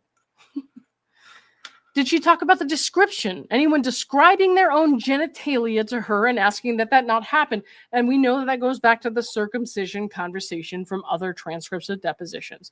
And we know that we now know that Blake Lively brought up the topic of circumcision because she was about to have her first baby boy. Circumcision is not a sexual topic. It is a medical and religious practice. And we know that he may have said something as simple as, oh, well, my parents had me circumcised and I turned out okay. If she was concerned about the side effects of such a thing or how that might turn out or how it might traumatize the baby boy. Like, there was no reason to believe that was a sexually harassing thing. But she has to reach that far into things that are normally appropriate, mature adult conversations and try to sexualize them and make them creepy in order to earn herself hundreds of millions of dollars because she's a fucking psycho. All right. Okay. So they're talking here about how, I think how Ryan Reynolds was talking during the meeting. Jamey says he did it to me as well. So I guess Ryan also yelled at Jamey. He says more at Justin. It may have been the hardest thing I ever witnessed someone talking to another person with such belittlement. Okay. Right, so there's not too much more we need to see there. HR report. So they're talking still about the 17-point list. They're saying that Jamey's saying Blake started the letter with saying it was in lieu of like a formal HR report or something like that. They're asking basically, since she decided that you decided there was no need for an investigation, Jamey says we did not determine that was necessary. But Blake was very specific about saying we don't need an investigation. You know, and they were also very specific about saying, not saying this occurred or that occurred. They were saying no more of this, no more of that, so they could use it to make them look bad in the press later on if they wanted to. But they didn't have to get them to admit to anything because that's not exactly what happened, is it? All right. So we don't have to read too much into that. So did you consider that other people might be uncomfortable on set? He says, no, we hadn't heard anything else about anyone being uncomfortable. There was a lot of insinuations about, I think she brought up saging, talking to her dead father. There was a lot of stuff that was mixed in here that was just, she didn't like Justin. She didn't like me. She didn't like that he cried. She mentioned that there was a lot going in there. So there was like a lot going on. Okay. So when they're talking about that kind of stuff, a lot of it really just is personal. Especially if you're working on a movie, which again is not a 9-to-5 office job. If you're working on a movie set where people are emotional and they're having to act out emotions, which means they have to kind of embrace some very traumatic, intense parts of their lives to kind of invoke the emotions they need for the scene. Like, yeah, the guy's going to cry sometimes. Guys might cry sometimes. That doesn't mean it's harassing to you whatsoever. Like, that's insane. What's your fucking problem? All right. Anyways. One sec here. Got it. All right. Moving on. At some point, did you have a dinner with Colleen Hoover in connection with the trailer launch? She says, we did. I think it was 2 or 3 months before the release. Okay. Right. Talking about that. I don't really remember why exactly that was important. I think they skipped a lot of the conversation. So, I mean, there's not really much we can glean from that, unfortunately, from this transcript. So, anyways, they're talking about Miss Taskovich. Miss Taskovich or Taskovich, I'm not sure. They asked her to put together a timeline of things that happened on set. So Ezra says, why did you ask Miss Taskovich to create a timeline on June 17th? Jamey says, just to have a timeline of our whole experience of the movie. So we could have a record of the last year and a half of what we've experienced. Ezra says, why? Jamey says, there was a lot that went on over the year and a half of different levels, production, and all levels. I just wanted to have a timeline of it. Right. This was in June 2024, so after production, right? But before the premiere, a couple months before the premiere. So I knew nothing of all of this at that point. But yeah. Okay. Your text message to Miss Taskovich does not say anything about things that happened during production in general, right? Jamey says, right. All of the things that are in your text message. Right.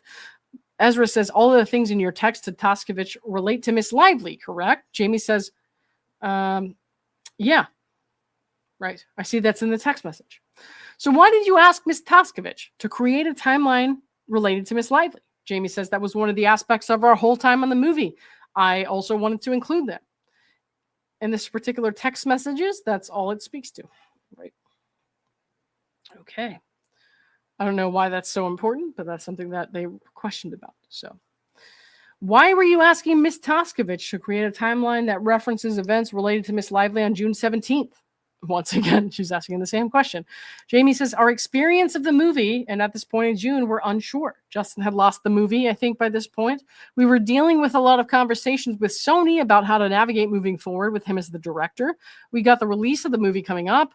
And in all of this and being confused of where we stood with all of this, I wanted to have documented just our whole experience with the movie. I don't understand why that's a problem. But okay. All right. The incidents you raised to Miss Taskovich were incidents you were aware of prior to June 17th that Miss Lively had raised concerns about. Jamey says in this text, it references some of those. So she's trying to say that Jamey was basically aware of complaints of Blake's so that they can later, in my opinion, that's what they're doing it, so they can later say, you knew about these complaints and you didn't do anything about it. You didn't report it. You didn't go for an investigation. But we all know that she said in lieu of an investigation, let's make sure these things don't happen moving forward and have them sign a document so that she could later turn around and spin it as if, look, they totally did this before. That's why they signed it. That's not what happened. But all right. Okay. You wouldn't have been able to write them down if you weren't aware of all of them, correct? He says, I was aware these were included. Some of them not. All right. Okay. I don't think we need to look through too much of that. So just to reference back to that HR complaint from earlier that they dealt with on It Ends With Us, it was a sound mixer who was not hired. It wasn't somebody who was sexually harassed or harassed in any way. It was a sound mixer through Local 52 that was not hired. And Miss Barnes Slater, the head of HR for Wayfair, I think the president of HR, I'm not sure what the role is exactly, provided support for that. No. Okay. Did you ever speak with Miss Barnes-Slater about Miss Lively? Jamey is saying he doesn't recall. Basically saying he doesn't recall to most of these questions about talking to Miss Barnes-Slater about Miss Lively or the production of It Ends With Us. Okay. They come down to last 7 or so pages here. Jamey's saying, okay, not about that. He wanted to correct something from yesterday's testimony. So Jamey says, as I was testifying as it pertains to the 17-point list and my state of mind and how I viewed it, and reflecting, I agreed that all of these things were reasonable things that anyone asked for. I think I also messaged that I may not have considered that some of these things had a nod to how what may have been brought up in the past. So he's basically saying, I agree these things are reasonable, but I don't agree that they happened in the past. I don't agree that anything happened previously to basically inspire this list, but I agree that this list is reasonable. Okay. So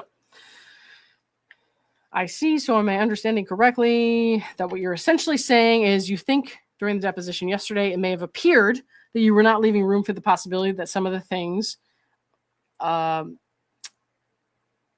I don't know what she's asking there, but it's kind of wordy. Necessarily, I don't think we need to, we understand what he was saying there, so we don't really have to deal with this so much. So basically saying this doesn't necessarily have anything to do with what they and Blake discussed in the past, but they agree that moving forward, it would not be reasonable. So yeah, of course this isn't reasonable, but not agreeing that this happened in the past. Okay. All right. Okay. He's just talking about that some more. Okay, that's it.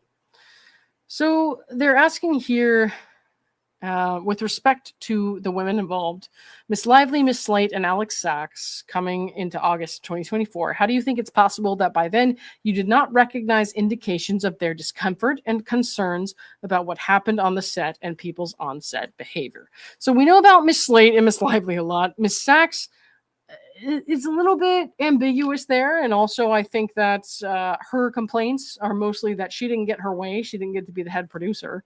So, I mean, it was their project. They hired her and she knew that it was their project. So I don't really understand what her fucking problem is, but all right. Especially with Jamey.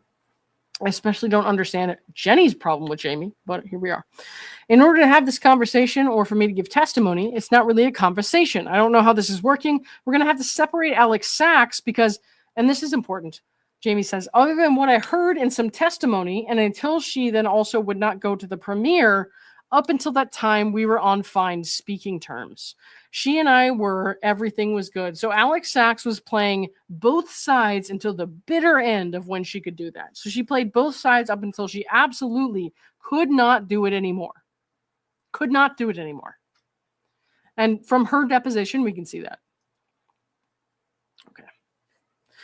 Jamey says, so other than, which I acknowledge there was a moment that they bumped heads on set, I think Justin and Alex, there was no indication that there was anything more than that with Alex Sachs, nor have I heard any accusations that there was more other than they bumped heads a few times. I don't want to belittle what someone may feel, but I want to be clear that in intense situations, people bump heads all the time. I'm sure you've bumped heads with an attorney once or twice, as she did with his attorney, Brian Friedman, during this deposition. And we'll get to that in the second part, which is not going to happen tonight. But I saw you guys going at it a few times, he says. It happens. But then do you go and think that there's a problem with this person because you bumped heads? That's what the experience was with Alex. So I think it's important to separate that from anything else, because there was no indication for me at that point to think, when you say other women, to include Alex, if that's fair. Okay. All right. I think Jamey did a beautiful job answering that question, by the way. Especially pointing out that the attorneys themselves were fighting. But does that mean that the attorneys themselves have deep personal problems that should be brought up in a legal proceeding? No, not necessarily. It doesn't even mean they're not doing their jobs. It's just that in emotional situations and combative situations, they're butting heads sometimes. All right. Okay. So they're talking here about the incident with Jamey and Blake's trailer. So Blake was getting her body makeup removed, And Jamey mentioned she had said something like, I asked you to look away, and I turned around and made eye contact. Jamey says, the lawyer says, I guess my question is, you understood from your discussions with her, the issue about you entering her trailer was because she was nude from the waist up. Jamey says, no. Okay, the lawyer says, you didn't think she asked you to turn around because she was nude from the waist up? And then Jamey says, I did not think that. And like, this is where I want to be super objective, but like, if I'm Jamey and I enter that trailer at that time, and I know what Blake's doing because I entered the trailer, what else would you have thought she was asking you to turn around for? So that's one thing where I'm kind of like, hey, buddy, maybe we're being a little too defensive here. But I mean, I understand why he may have accidentally made eye contact or something. I don't think he did anything wrong at all whatsoever. I'm just saying, like, he probably could have just said, yeah, I understand why she wanted me to look away. But then he further clarifies here. I didn't see her, what she was wearing or not wearing. I saw she was leaning back, and it looked like she was either feeding or maybe nursing or pumping. That's what it appeared she was doing. When she asked me to look away, I thought it was in that regard. So I guess he was technically saying, I don't know that she was nude from the waist, like from the top down or whatever, but I thought she might have been feeding or something. So I can see how, from a bystander or onlooker standpoint, you might think maybe Jamey was answering that question a little bit too ridiculously. But then when you read the rest of his answers, it's kind of like, okay, no, that makes sense, right? So, okay. He says, I never saw it. I didn't question that. I moved over and looked away based on that. So the lawyer says, but even nursing or pumping involves activity with a woman's breasts, right? Jamey says, sure. So they're trying to say here that basically anything involving a woman's breast, including breastfeeding, must be sexual somehow. So that sexual harassment could have taken place, which is just absolutely fucking dumb. The lawyer asks again, what she was doing was something that had to do with her breasts being exposed or involved. Jamey says, okay. The video that you mentioned you showed her of your wife was one of the things she raised for discussion with you, right? Jamey says, that is a video of some portion of the lawyer says, that is a video of some portion of your wife in an intimate scene with you during the process of birthing your child. Jamey says, the word intimate throws me when you say that, because intimate to a lot of people means sexual, like colloquially, right? So people who think intimacy, they think sex. They think relationship, romantic relationship, but that's not necessarily what that means. There can be intimacy emotionally or between friends or something like that. So when she says intimate scene, that doesn't necessarily mean sexual or body part showing or anything like that. So, all right. Anyways, guys, like I said, there's a second part to this. We'll go over another night, but we kept this under 2 hours. That's amazing. So I'm going to send you over to Elsie. Give me 1 second. But if you could do me a favor, again, follow my backup channel on Twitch, because sometimes people report stuff to YouTube. It gets removed. I've been subpoenaed, as you know, so that could happen to me. So just give me 1 second. If you can make a Twitch account for free and subscribe or follow me there, please do. I'm going to put the link in the chat right now, and I'll pin it to the comments. But I am now going to send you over to Elsie because she's going to be, hold on, reading some more of that expert depositions, I think. Give me 1 sec. Where is she? She's still on, right? I'm not crazy. Well, I am crazy, but like, I'm not crazy. Oh, fuck. She still hasn't turned on her fucking redirect. Damn it. All right. I'm sending you guys over to my friend Jay instead. Please spam him with lots of bacons, and I will have to teach Elsie how to turn her redirects on so that I can give her that next time. Okay. All right. Elsie has to do something to her settings before I can redirect her officially. So tell my friend Jay I said hi. Thanks everyone for joining me, and I will see you guys tomorrow. Bye.